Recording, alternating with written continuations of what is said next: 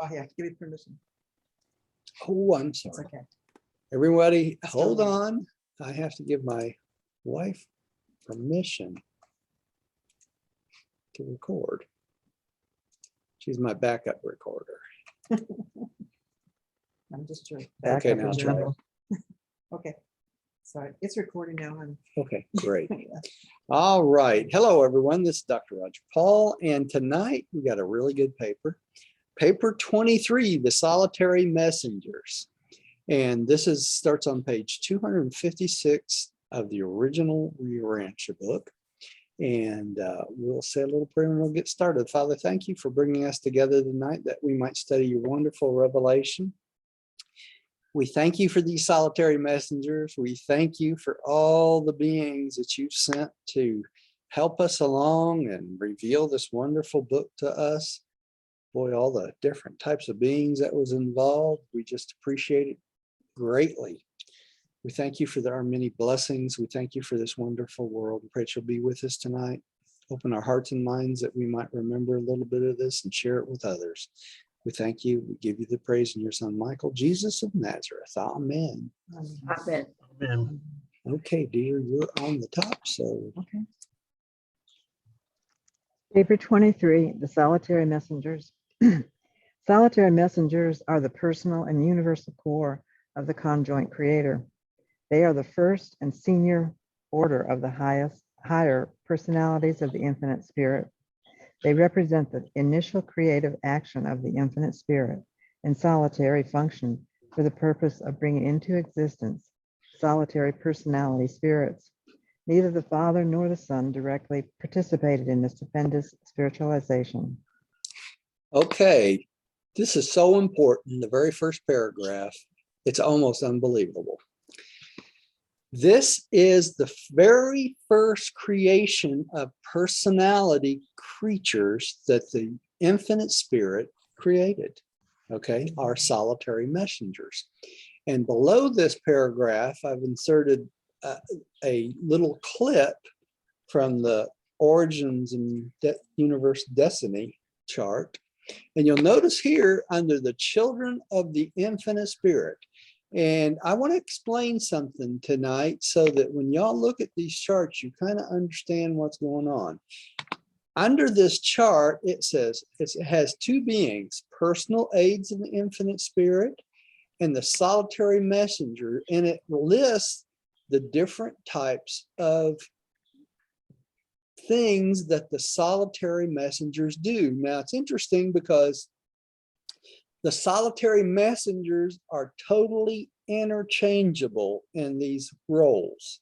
Okay, so if you talk about a messenger of the Paradise Trinity, he could be called up at any time and switched over to a messenger of the Havona circuits, or he could be switched over to Revelators of truth at any time. So all of the solitary messengers are qualified to act in any of these messenger positions all the time.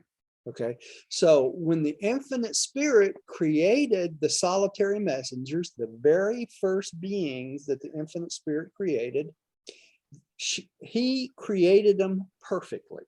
So these beings upon creation back in eons of time were created perfect, and when they were created, they had all the things they need, all the information they needed from the beginning of time to the end of time, that it was instilled in them when they were created or when they were eventuated, whichever one it was. Which is very interesting because their first knowledge of existence started with Paradise and Havona. Okay, so when Paradise and Havona was created, that was their first conscious memory. Now, what I want to show you on these charts before we go to the next paragraph is this. As you look at these charts, you'll see these little dotted lines. You see those dotted lines here that I'm pointing to? Those little dotted lines will show you the difference between what area you're talking about. The top of this dotted line is paradise. The next of the dotted line is Havona, okay? But I have different parts of this chart, and as you look at these charts down through this, you'll see some of them have several dotted lines in it. You see that in that one? Okay, so this is Havona, all right? And this is the 7 super universes because of the dotted line. You follow me so far? Mhm. And if you look down here, this is the major sector, and the next dotted line is the minor sector. And you go down one more, and guess what that is? The local universes, right? Why is this important? I wanted to bring this up to you because as you study these charts, you will see in the different areas, the different types of angels that the infinite spirit has created. Okay, all these beings on this chart is beings that the infinite spirit created. Okay, but you'll notice under this one, the Havona, it's got the tertiary Superuniverses. You see that? And these are the Havona beings to help us out. Now, in the next section, in the super universe area, you'll find the primary Seconophen, the tertiary Seconophen, and the secondary Seconophen. Okay? And then the next area down, guess what you'll find? Unrevealed angels. You see that? Okay. And finally, we get down to the local universe, and guess what's the local universe?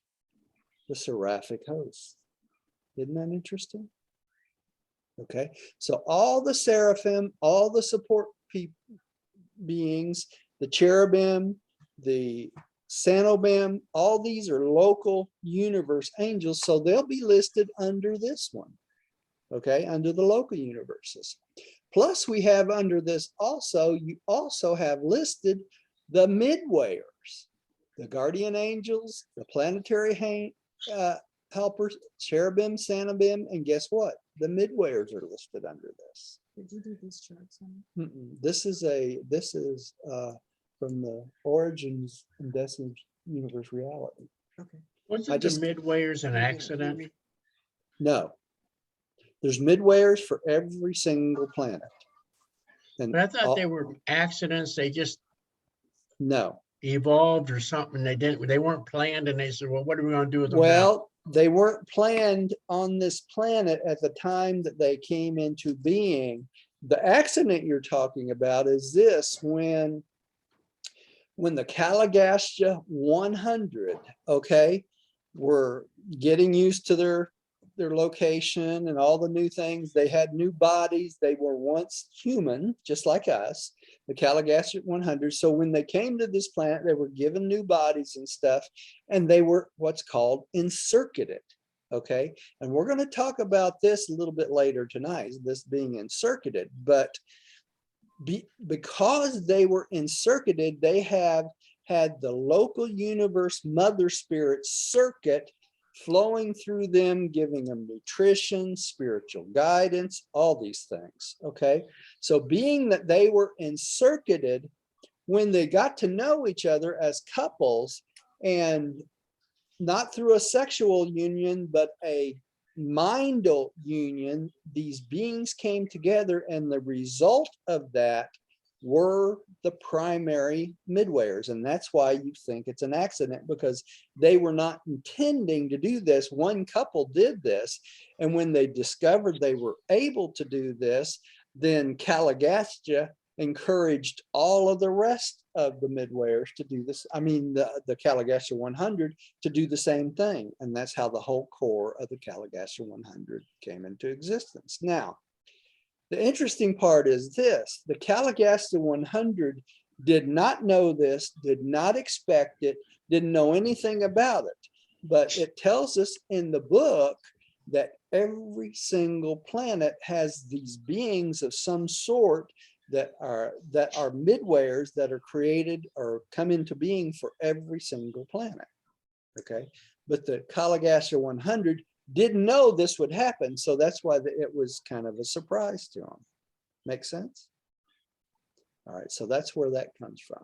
Okay, so That's why I wanted to break down these charts a little bit for you so you can tell by what area you're in, what rating of angels there are, right? Now, the one that's not on this chart that's kind of interesting that I have found is the archangels. They're in a different place, okay? So the archangels are, let me just tell you, they are super universe beings, okay? And if they don't have one in one local universe, they loan them from one local universe to another so that that creator sun can get started, okay? All right, let's go to the next paragraph. Lots of information here, right? Rodney, would you take the next one? Yes. These spirit messengers were personalized in a single creative episode, and their number is stationary. Although I have one of these extraordinary beings associated with me on this present mission, I do not know how many such personalities exist in the universe of universes. I only know from time to time how many are of registry record as functioning for the time being within the jurisdiction of our super universe. From the last Uversa report, I observed that there were almost 7,690 trillion solitary messengers, then operating within the boundaries of Orvanton. And I conjecture that this is considerably less than 1/7 of their total number. So there's a whole Holy mackerel. bunch of these beings, right? I mean, almost inconceivable amounts of beings. And all of these were created at the same moment or the same creative episode. Okay, so the infinite spirit foresaw that these beings were needed to start the 7 super universes, right? So he or she created those beings all at the same time back when Paradise and Havona was created, okay? So they all literally came into existence at the same time. All right, there's Millie. All right, nature and origin of the solitary messengers. Hi, Millie. Hello. Okay. Let's see who's next. Jane, would you take the next one? Okay. Immediately following the creation of the 7 spirits of the Havona circuits, the infinite spirit brought into being the vast core of solitary messengers. There is no part of the universal creation which is pre-existent to the solitary messengers except Paradise and the Havona circuits. They have functioned throughout the grand universe from near eternity. They are fundamental to the divine technique of the infinite spirit for self-revelation to and personal contact with the far-flung creation of time and space. So as soon as Paradise and Havona was created, the infinite spirit created these solitary messengers, okay? And they are used for what? The infinite spirit to reveal himself to and for personal contact with everyone in the creations of time and space. They're very much needed. So they're very much needed, right? Okay, Oh, so Roger. We have a revelation. Excuse me, Rodney. Go ahead. Well, I was just curious.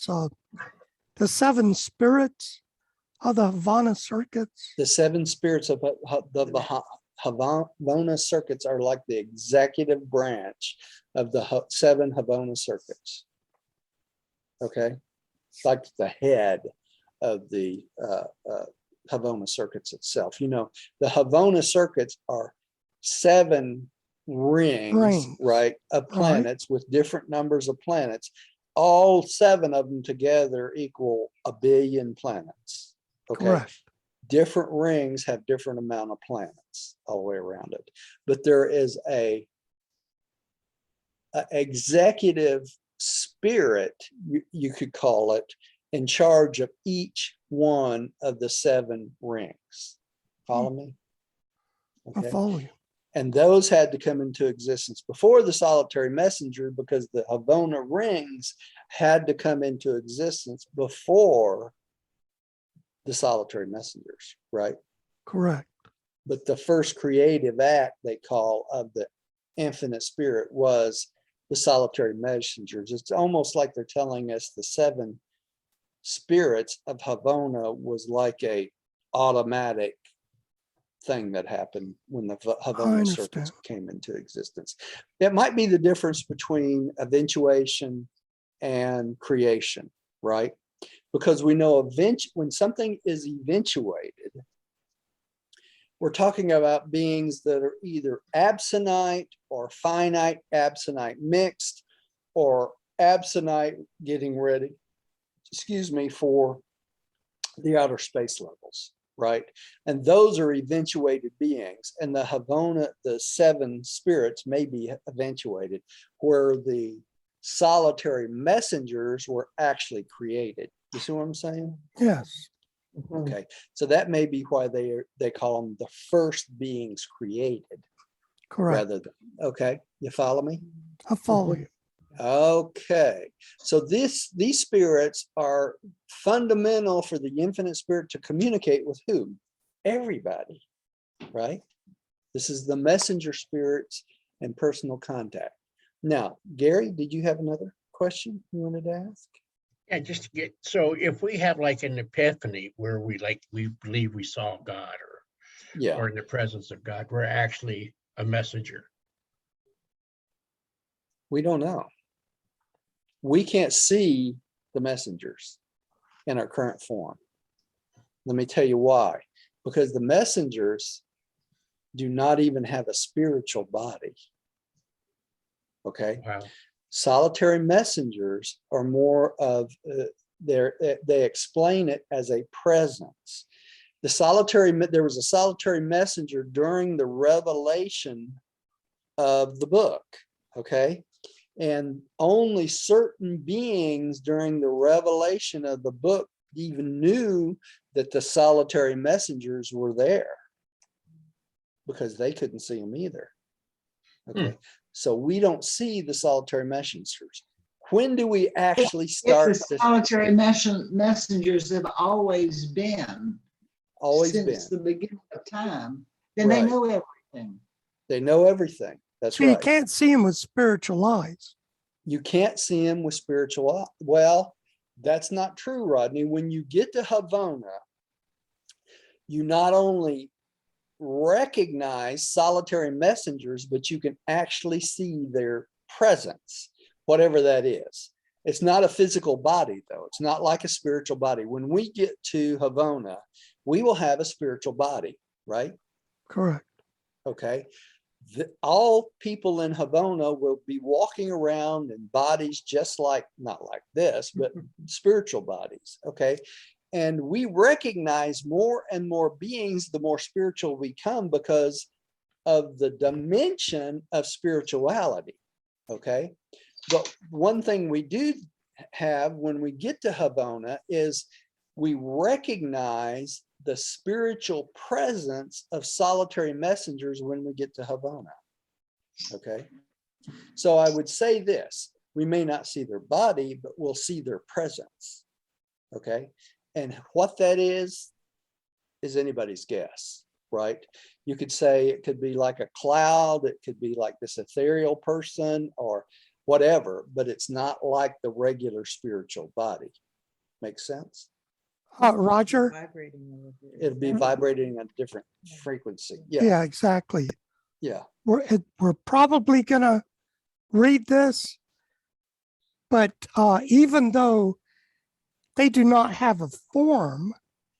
They can communicate, correct? Yes, they have a presence. That's right. They can communicate, which is very important because we're Yeah, going to okay. find out later tonight when more than one of them is in a location, it sets off an alarm with them and they become uncircuited with the local universe, with the infinite spirit circuit, which is through the local universe mother spirit on our planet. Mhm. Okay. The reason being, we're going to find out later in this paper tonight, is the speed they travel. If their alarm did not go off, they would be running into each other going down the circuit when they travel, because the amount of speed you're going to find out is beyond human comprehension. Mhm. Okay, that they travel. Okay, and it was really funny when we read this back in 2014. I think it was Millie said something about the speed of them. It's just unreal. It really is. It's really funny because we listened to the meeting from 2014 this morning, and it was me and Diane and Rodney and Millie, and that was it. All four of us. Here we go again. Right?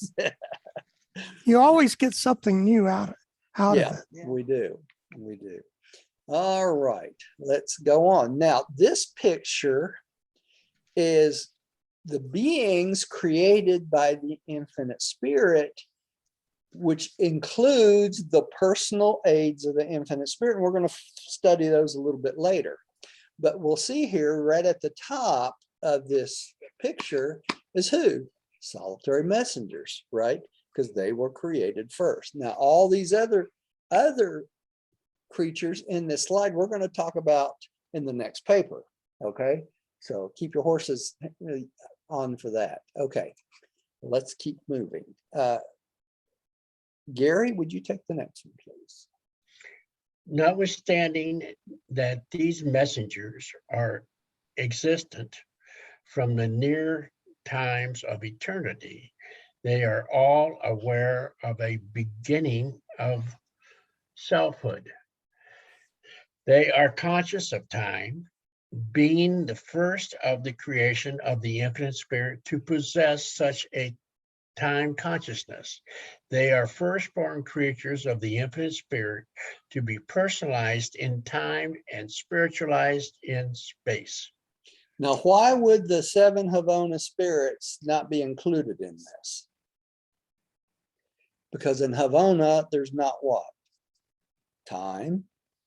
There's not space, right? Roger, Yeah, these, they were all created in Havana or Paradise. Havona, probably. But there's no time. There's no There. time there and there's no space. So they And have that- no consciousness of time, right? They have consciousness of sequence of events, but not time. Oh, no, Okay. but the solitary messengers, Have do, consciousness of but time. maybe only after they leave Havana. Probably so. Because it was shortly after their creation that the 7 superuniverses started up, right? Correct. Yeah. Okay, so they not only have consciousness of time, they have awareness of their beginning of selfhood. You know, it's kind of interesting because we have a awareness of beginning of our selfhood too, but to us, we're born, right? Mhm. We are not conscious of that beginning of selfhood until we get somewhere in our childhood, right? Somewhere along the line, and we don't know if it's when the adjuster comes or what, we look at ourselves in the mirror and say, hey, I'm a being, you know, I came from somewhere, you know. That would be an awareness of the consciousness of time. Up to that point, when you're a little baby, you don't have any consciousness of time. You have consciousness of what? You're hungry, you want to sleep, and that's about it, right? Mhm. I mean, that's just all there is to it. So somewhere in that process, up to 5 or 6 years old, one day you wake up and you go, hey, I'm a person, you know? Mhm. And that's sort of different than what these beings do, because they have a consciousness of being from the moment they were created. Because why? They were created perfect, right? They had all the stuff they needed from the beginning of time till the end of time. They're kind of like the birds, right? They Or said the birds insects. are insects. They're born knowing what to do from the very minute they're born, right? Strange. Isn't that strange? Yeah, it Okay. is. I mean, you know, Human beings are not born that way, right? and we got a bigger brain than them. And we do. Mhm. And think of it this way. If you're a baby and you're born in the middle of nowhere, no one's taking care of you, what happens? You die. You die. That's right. And that is why many children that are abandoned and things like that, that's why many animals have raised what? Human beings, you know? And why is that? It's because of the local universe mother spirit has instilled in all animals the 5 adjutants, right? And what is one of the 5 adjutants? Motherhood, right? Consciousness of motherhood. So when an animal sees a helpless babe out in the middle of nowhere, unless it's a carnivore or something that eats it, it will take that baby and try to nourish it and raise it to the point where it can take care of itself. But a human being cannot do that, right? By itself, like a bird or a squirrel or something along that line, right? So there's some actual truth to the fact that like people was raised by wolves and stuff like that. Yeah, Yep. yeah. Gorillas, monkeys, and everything else you can think of along the way. Think of the beginning of time when we were just getting started. Human beings were just getting started. Many times the parents of babies would get what? Eaten by other animals, right? Get killed. So their babies, 2 things can happen. They can die on their own, or they can be adopted by some other type of animal. And that baby will take on the personality traits of that animal till it is associated with other human beings, right? So if a dog raised a baby, what would that baby act like? He'd hike his leg. Yeah, it would. It'd act like the dog because that's where it got its training from, right? That's what What I do we- said. He'd hike his leg up. Yeah. Well, we got off track, didn't we? Okay. Let's keep going. Did you just read, Gary, or did Yes, I did. interrupt you? Okay. Millie, would you take the next one? These solitary spirits.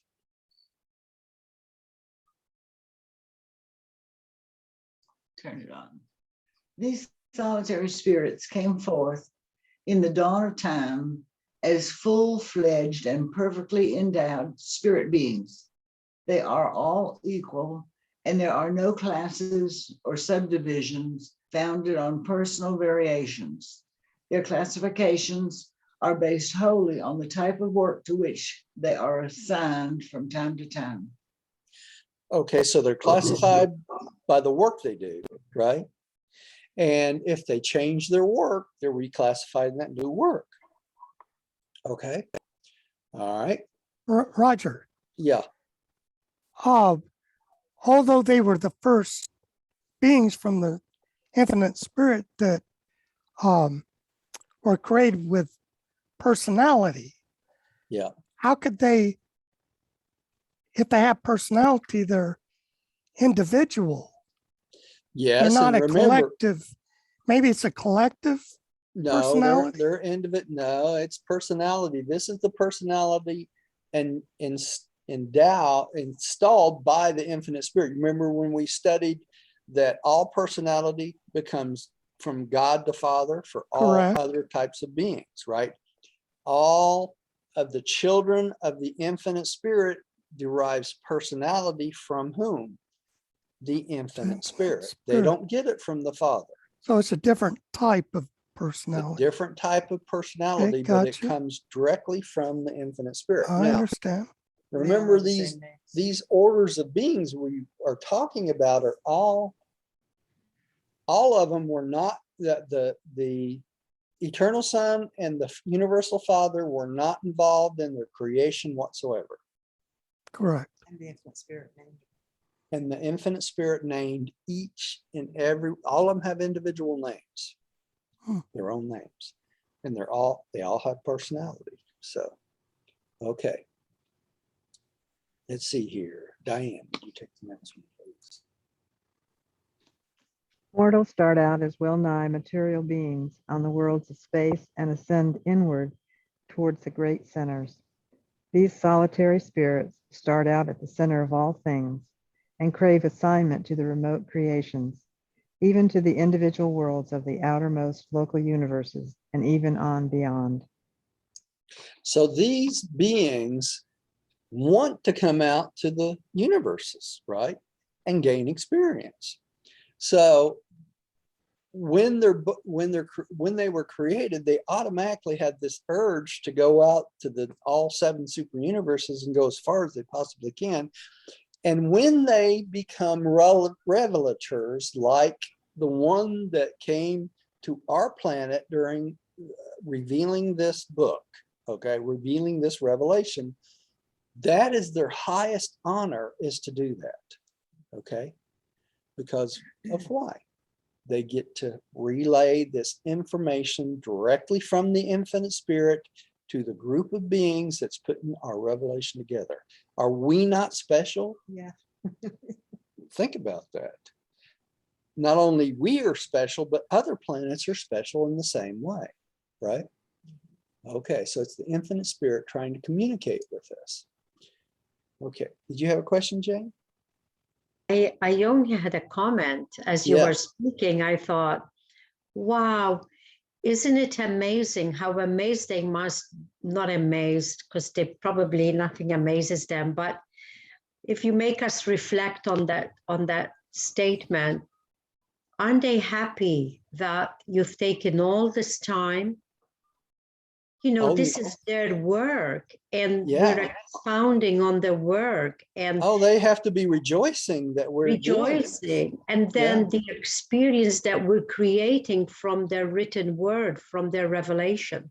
Yeah. It's a new experience based from this teaching. Yeah, that's true. It's the first time for us. It's the first time for me. Yeah. Well, it's funny. Me and Diane were talking about this the other night. I don't ever try to take any credit for anything we study. Okay. And I try to be humble about it. And because all this stuff we got, all this revelation is directly from these beings that put in this time and effort to teach us this stuff. All I do is try to make what's written in front of us understandable. That's all I do, right? And I spent lots and lots and lots and lots of time to do that. But it's not coming from me. It's all coming from the book, So we as individuals have no right to get the big head and say it's me, me, me, me, me. It's, we have no right whatsoever to do that, because all this information is coming from other beings, right? It really is. And it's more our privilege to share it with one another than anything humanly imaginable. It really is. I get more joy out of sharing this than I do and teaching than I do anything else I do, I really do. It benefits me multiple times more than it benefits y'all, I feel like, so it's, in a way, it's a selfish thing to do. You think about it. I think it's reciprocal. Yeah, it is. It is, So anyway, that's that. Let me read a paragraph myself, since we have so few people tonight. I'll take the next paragraph. Though denominated solitary messengers, they are not lonesome spirits, for they truly like to work alone. They're the only beings in all creation who can and do enjoy a solitary existence. I'll bet they equally enjoy association with the very few orders of universe intelligence with whom they can fraternize. Now, why would that be? Because they can't see them.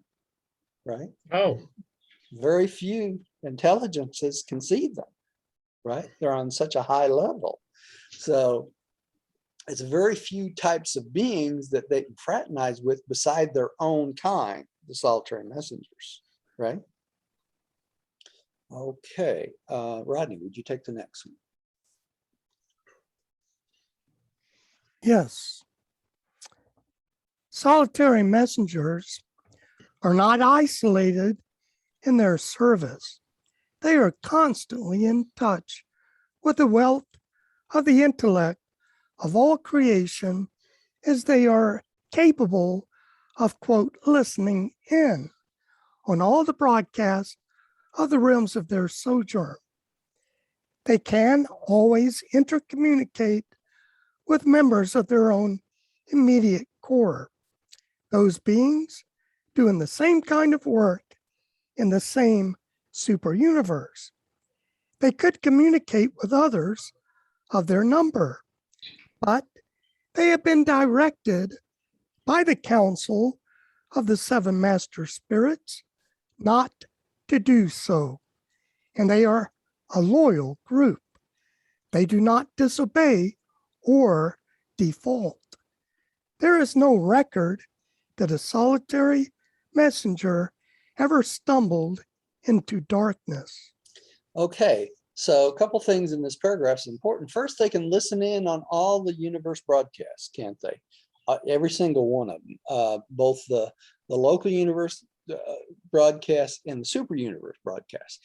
And they can communicate with others of their number in the same super universe, right? But they do not communicate with others of their number outside the area they're working. Now, why would that be? It says because of the council of the seven master spirits not to do so. Now, why would they tell them not to do so? Be distracting. No, it's because everything in each of the seven super universes, what's going on there is unique for that universe. Okay, and if they shared that across the super universes, it would give a disadvantage to that universe that it's been shared with. You see what I'm saying? So the seven master spirits have instructed them not to do that. So right? they can evolve on their own. They can evolve on their own, and the universe can evolve on its own. Correct. It also could blend the seven super universes into one. That's exactly right, Gary. Hmm. And at this point, we don't want that, do we? Because we know that each of the seven master spirits is a different personality combination of the Mhm. Trinity, right? Correct. So if you did that, you would mishmash all these different personalities into one. Make sense? Yeah. Mhm. Okay. All right. At least that's what I think. All right. Jane, would you take the next one? Okay. The solitary messengers, like the universe power directors, are among the very few types of beings operating throughout the realms who are exempt from apprehension or detention by the tribunals of time and space. They could be cited to appear before no one except the seven master spirits. But in all the annals of the master universe, has this Paradise Council ever been called upon to adjudicate the case of a solitary messenger? Okay, so why would the universe power directors not be, they can't be apprehended? You can't see them. Well, you can't see They, them. they don't have a form. They don't have a form. But why the universe power directors in particular? Because if they ain't apprehended a universe power director, what would happen to that universe? It'd go away. It'd fall apart. That's right. That's right. So the universe power directors can never leave their post, ever. Okay. So if they cannot be apprehended for any reason, now the solitary messengers can't be apprehended for any reason either. Okay. Because the work they do is directly from whom? The infinite spirit. right? And there's no reason to apprehend them anyhow. There's not. Yeah. So the only one they can be ever called to be appear before would be the seven master spirits, and that would be the master spirit of the super universe they're in, right? Not just any of them, just one of them. All right. Let's see here. Gary, would you take the next one? These messengers of solitary assignments are a dependable, self-reliant, versatile, thoroughly spiritual, and broadly sympathetic group of created beings derived from the third source and center. They operate by the authority of the infinite spirit resident on the central isle of paradise, and as personalized on the headquarters spheres of the local universes. They are constant partakers of the direct circuit emanating from the infinite spirit, even when they function in the local creations under the immediate influence of the local universe mother spirits. Okay, so we know that the circuit for our local universe from the infinite spirit comes through whom? The local universe mother spirit, right? Okay, so if we were encircuited like the Kalagesha 100 was, and like Adam and Eve started out to be, we would be circuited through the local universe mother spirit, right? But that's not necessarily the case with the solitary messengers, because even though it comes through the local universe mother spirit, it comes directly from the third source and center, or the infinite spirit on its own. So they partake of the infinite spirit's circuit directly. Okay, and why is that important? Because if they leave the local universe, they no longer will be encircuited with the local universe, they will be encircuited with the super universe, right? The infinite spirit, okay? Now, what's important about that is this: they retain all their sustenance from this encircuitment with the infinite spirit. And why is that important? Because when they're thrown out of circuit, when they're close to each other, which we're going to talk about in a little bit later, when they're thrown out of circuit by being too close to another solitary messenger, then they lose that sustenance of the infinite spirit also. Does that make sense? So they're thrown out of circuit. Okay, so that is why they have a little thing that goes off in their minds, I guess, that lets them know it's a warning signal that they're getting close to another solitary messenger. Which is not interesting too, is they also have an alarm when they get close to what? A thought adjuster. So soon as they came to this planet, all right, they don't get unencircuited when they get close to a thought adjuster, but the alarm goes off that they're close to a thought adjuster. Why do you think that is? Because it's a fragment of God the Father. It's a what? A fragment of God the Father.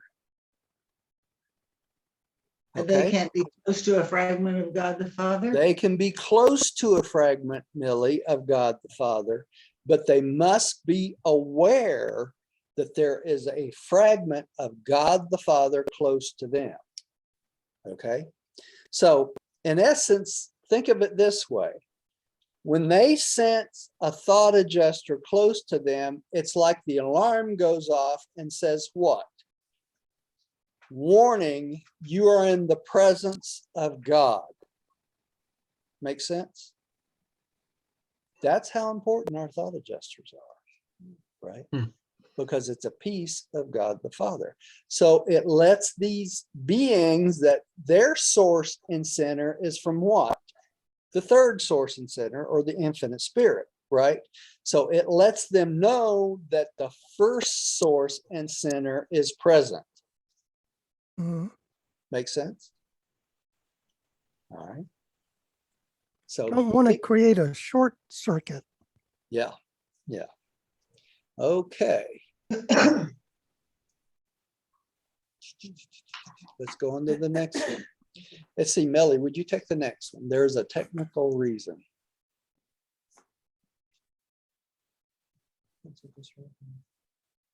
There is a technical reason why these solitary messengers must travel and work alone. For short periods and when stationary, they can collaborate in a group, but when thus ensembles, they are altogether cut off from the sustenance and direction of their paradise circuit. By being cut off from sustenance, does that mean that they won't survive? They wouldn't survive if they were cut off permanently. That's correct. They get all their energy, just like we eat, they get their energy from the circuit itself. So they don't have to eat. Okay.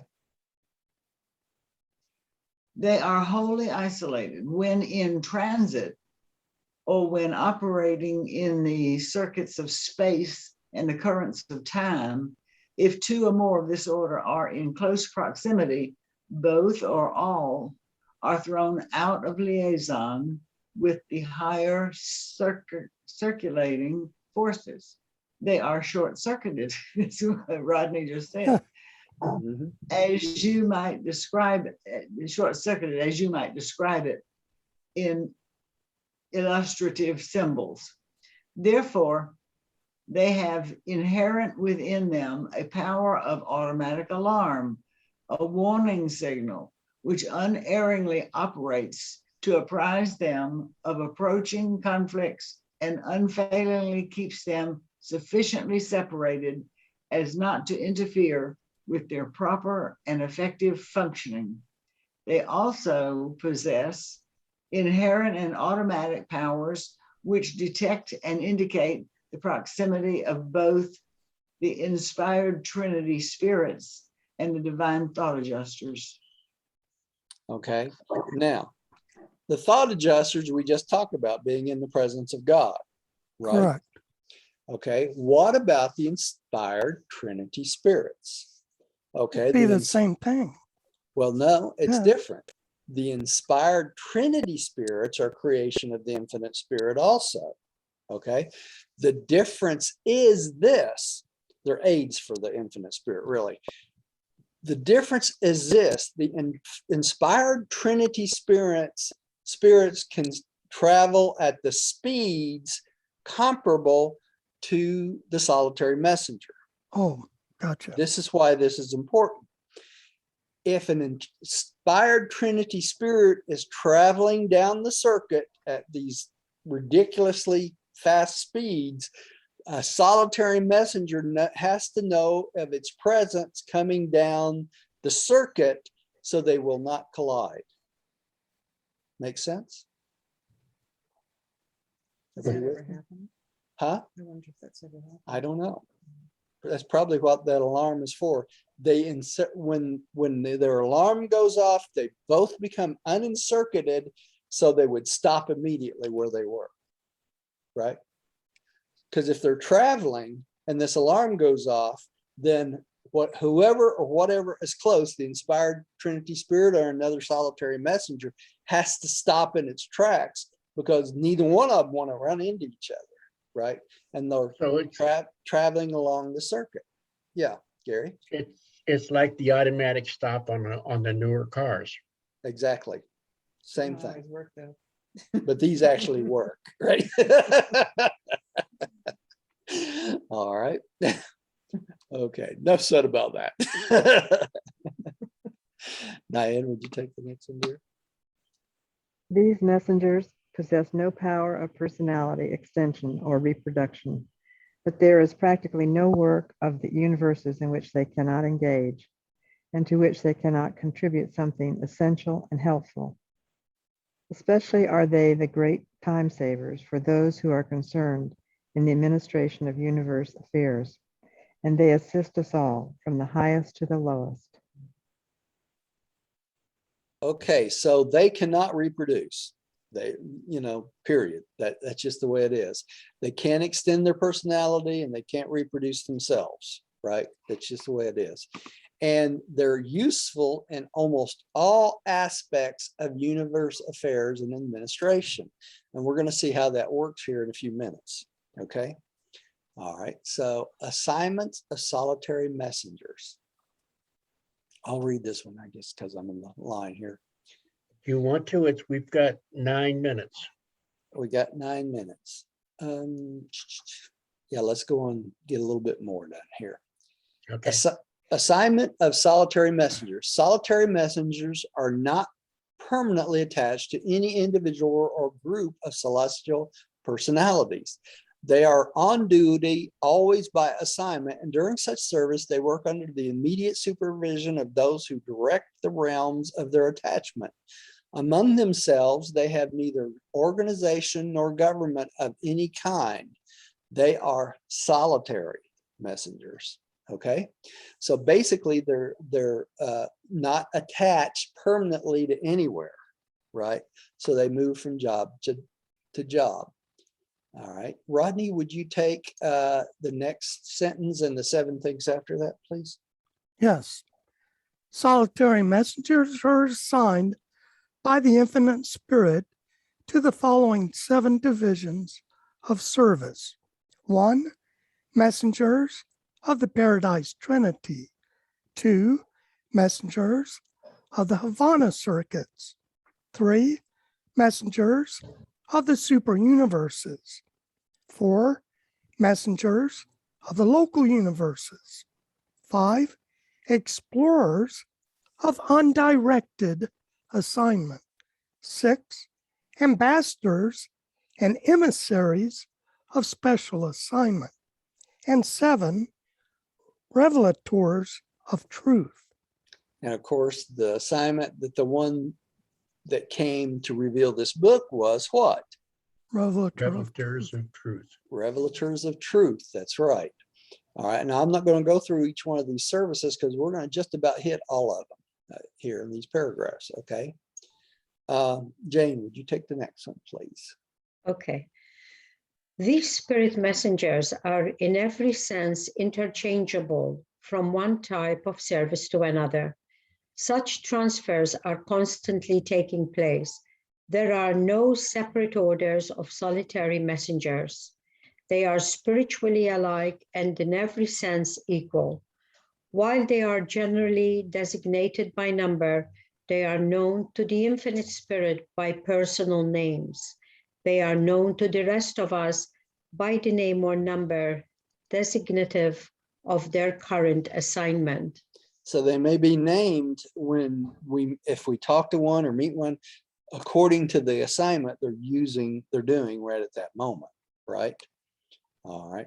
Much like a lot of the names in the book are used. When we come across many of these beings they tell us about in the book are named that way because it's the closest thing they could come up with that we could understand to make a connection of these beings with what they do. Okay. So Now, when you didn't we say earlier that each one of these solitary messengers has his own unique personality? Yes, they do. Okay. And unique names too. And number. And number. Mhm. Right.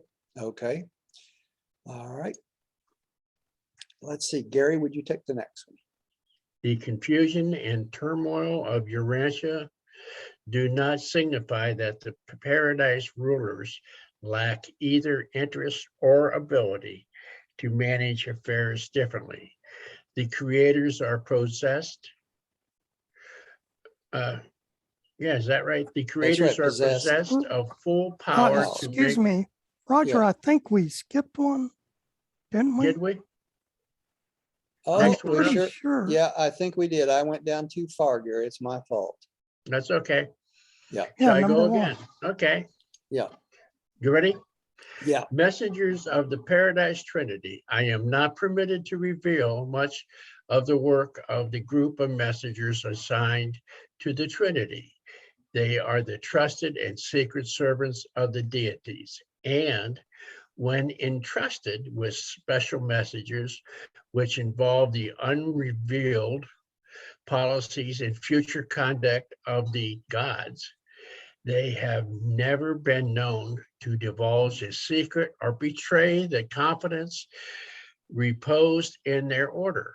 And all this is related in this connection, not to appear boastful of their perfection, but rather to point out that the deities can and do create perfect beings. Beings. That's interesting, isn't it? Okay, and those are the messengers of Paradise Trinity, and they don't tell us a lot about them because most of their stuff is secret, right? All right, let's get one more paragraph in here. Millie, would you take that last paragraph and then we'll quit on the end of one there. You're muted, Millie. You're muted, Millie. Got it. All right. Confusion and turmoil of Urantia do not signify that the paradise rulers lack either interest or ability to manage affairs differently.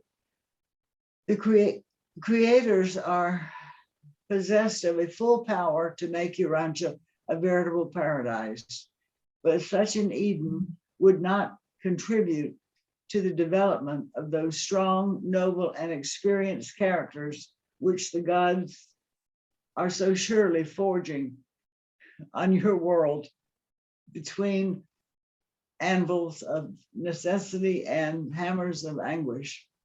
Your anxieties and sorrows, your trials and disappointments are just as much a part of the divine plan on your sphere as are the exquisite perfection and infinite adaptation of all things to their supreme purpose on the worlds of the central and perfect universe. So we're gonna leave on this thought tonight, right? When you get disgusted and tired of the world, right? Remember this paragraph, because God could make the world perfect at any time, right? But that would take away the opportunity for us to learn certain things and to learn those certain things. That's what they're talking about, the anvils of necessity and the hammers of anguish, right? Our sorrow, our anxiety and sorrows, our trials and disappointments are part of the plan of God for us to grow, okay, which is hard for us to understand. So when you think this world is totally out of control, it does have beings at the helm that knows exactly what's going on all the time, right? So there is hope. Yeah, There is Jane. hope. Yeah. You know, as you were saying that, it brought to my mind, you know, how much teenagers struggle Yes. and they don't want any help. Right. And they don't want the parents to tell them how to do it. And I've heard them say over and over, I don't want to be told to do good. I want to do it good. Yeah. Yeah. You know, and that seems to echo this paragraph. It does. It's There is adults honor. do the same thing on a different level, don't we? You know, when you Yeah. get to be adults, we do the same thing.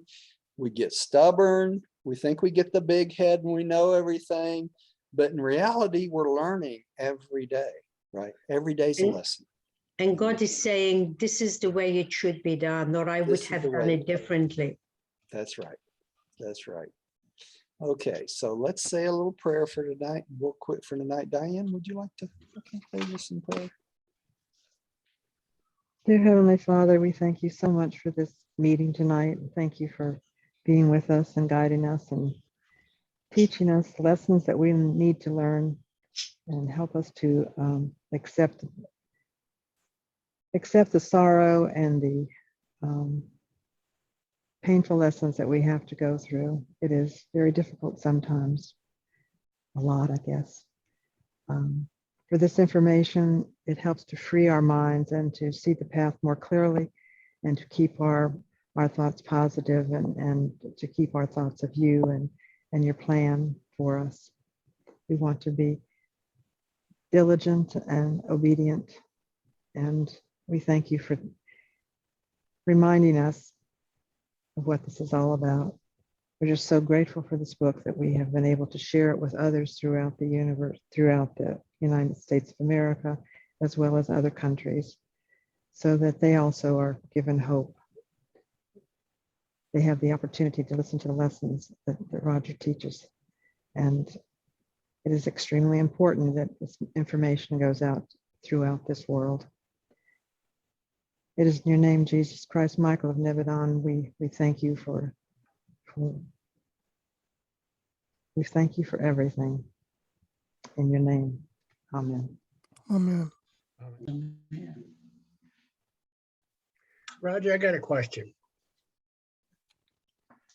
Roger? Can I ask a question? You're muted, Roger. Roger. Sorry, I was muted. Okay. Did you hear me? You were Can I ask taking a a question? nap. I Yeah, you figured have a that. question. Hmm. Yeah. Can you communicate with your thought adjuster? Yes, you can. You can How learn be to a method? you can learn to communicate in this lifetime with your thought adjuster. You can do that. It states specifically in the book you can do that. That's the goal of one of the goals of this life is try to learn to communicate with your thought adjuster. Does it say any instructions? No. Each person, it's a search individually for your own spirituality. And part of that search is listening and trying to discern your thought adjuster. I would Right. make a suggestion that it be through meditation. And a lot of people think meditation is you think of something and you meditate on it. That's not the kind of meditation that's going to help you find your thought adjuster. Mm-mm. You close your brain, you close your mind, you put everything out of it and just be still. Yeah. That's the only way to explain it. It's just be still. Yeah. When you can be floating in air, you don't know where you are and where your body is and what it's doing. There's nothing in your mind and things come to you. Things will come to you. It Thoughts does. and ideas will come to you. It comes to that old statement, be still and know that I am God. Yeah. Right. My Mhm. voice speaks Through the darkest hours. Yeah, It takes a lot of practice to learn to be still. it is. It does. It does, especially in this busy world, right? You know. I'm not busy, so it's just laziness on my part. I have You're not the only one, Millie. come back into serious meditation. I think we're all guilty of that, aren't we? And I used to do it every day. Yeah. And somehow or another, well, when my then world fell apart and I never got it back together again, and I finally am back on track, I just haven't picked that back up again. Yeah. And Mhm. that's my loss. My loss. Yeah. I sing songs that I actually used to sing professionally, but they help me to focus on God. And there's certain songs that say exactly what I feel in my heart. And as I repeat them at night times, I just sometimes just go to sleep with them in my thoughts, and I'd go through the prayers, and then I rest, and then I can sleep, and then I go into a very nice place. Yeah, Very not good. all the time, but sometimes. That's Thank enough tonight, people. I'm going home. All right. Thanks for joining us at home. Please come see us again. I'll stop the recording. Thank you, Roger. Thank you, You're welcome. everyone. We love you Bye. out there. Good night. Good night. Night.